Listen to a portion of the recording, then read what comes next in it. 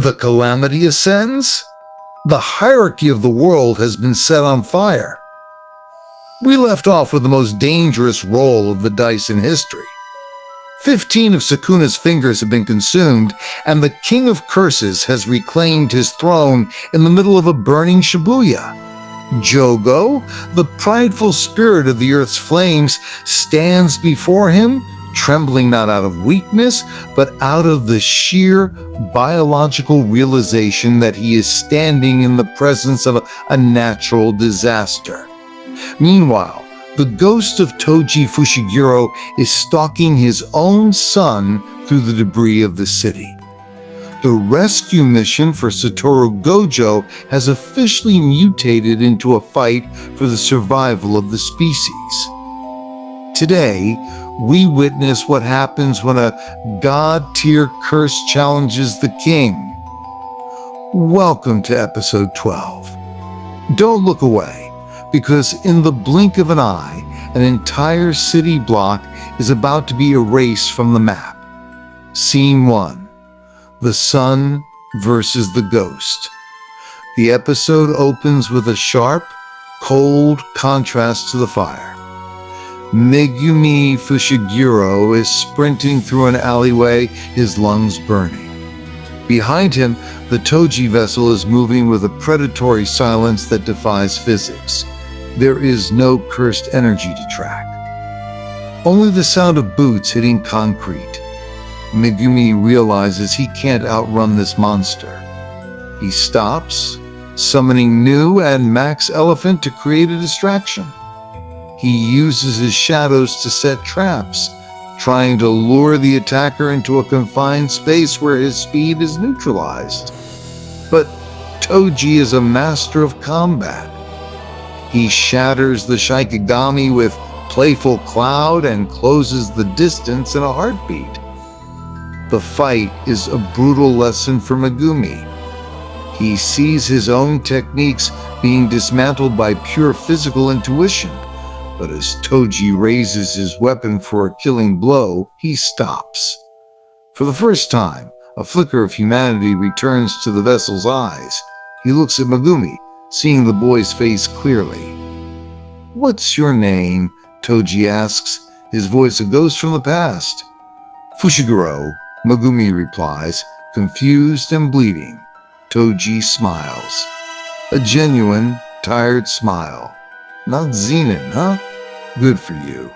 In a final act of will, Toji stabs himself in the head, ending the seance and protecting the son he once sold.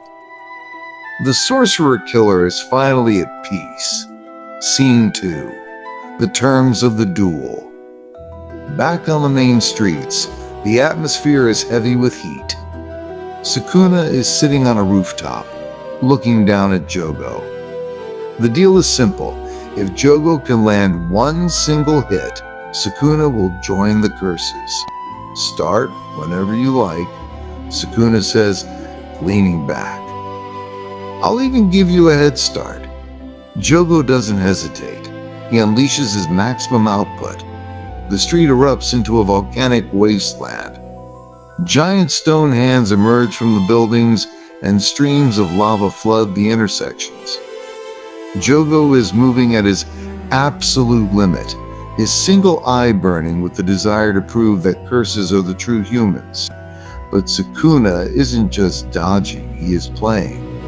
He hops between the lava flows like they are puddles of water, mocking Jogo's effort with every step. Scene 3. The Meteor.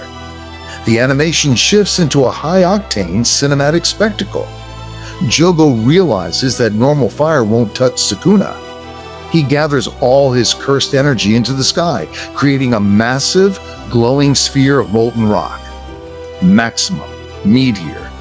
The sky turns red as a literal asteroid descends toward Shibuya. The heat is so intense that the glass of the surrounding skyscrapers begins to melt and flow like wax. Sukuna stands in the middle of the street looking up at the falling sun. He waits until the very last second, holding a group of nearby humans at sword point with his aura, forcing them to stay until he gives the signal to run. The meteor hits. seconds. The explosion is a blinding white wall of sound and light. A massive crater is carved into the heart of the city. Scene 4. Fire versus fire. As the smoke clears, Sukuna is standing completely unscathed in the center of the crater.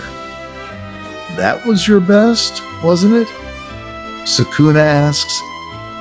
He decides to end the game by playing with Jogo's own element. He holds out his hand, and a small, concentrated spark of flame appears at his fingertip. "Let's have a competition of fire," Sukuna says. Jogo is horrified. "But your technique is supposed to be cutting." "Don't worry," Sukuna interrupts. "A curse wouldn't know about this. He forms the flame into an arrow. The output is astronomical. It's not just heat, it's the concept of destruction."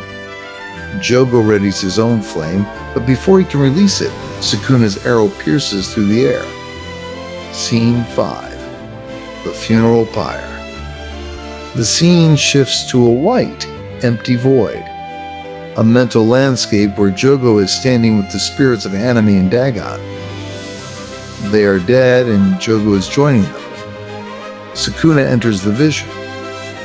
He doesn't offer comfort, but he offers something better, respect. "You were strong," Sukuna says, looking at the dying curse. "Be proud. You fought well." Jogo begins to cry. Real tears of fire. For a curse who spent his life trying to prove his worth, those words from the king are the ultimate validation. Jogo's physical body in the real world is incinerated, leaving nothing but ash. The strongest elemental curse is gone. Scene 6. The Divine General. Sukuna's victory is interrupted by a massive surge of cursed energy from a nearby alleyway. He finds a battered Megumi Fushiguro, who has been cornered by a minor curse user. In a final act of desperation, Megumi has initiated a suicide ritual he's been holding back since the beginning of the series. "With this treasure, I summon," Megumi whispers, blood pouring down his face. A massive, golden wheel appears above his head. The air turns cold. Sukuna's eyes widen with genuine interest. He realizes Megumi is summoning the ultimate Shikigami of the Ten Shadows technique, the one that has never been tamed in history. The episode ends with the appearance of a towering, multi-armed monstrosity with a sword attached to its arm. 8-handled sword, Divergent Sila Divine General Mahoraga. Sukuna grins, his heart pounding. "Don't die yet, Megumi Fushiguro. You still have a purpose." The final suspense. The king has found a new toy, and it's the most dangerous weapon in existence. Sukuna vs. Mahoraga. The king of curses vs. the unstoppable adaptation machine. Can Sukuna kill something that learns to counter his every move? The fate of Shibuya? Their battle is about to level the entire district. How many lives will be lost in the crossfire of this divine duel? Megumi's life. Megumi is in a state of suspended death. If Sukuna doesn't end the ritual, Megumi is gone forever. If you thought Jogo vs. Sukuna was big, you haven't seen anything yet. Smash that like button and subscribe. We are entering the climax of the Shibuya Incident. Press the bell icon for episode 13, Thunderclap Part 2, where we see the full power of Malevolent Shrine. Can anything stop Mahoraga? Let us know in the comments below. End of episode 12.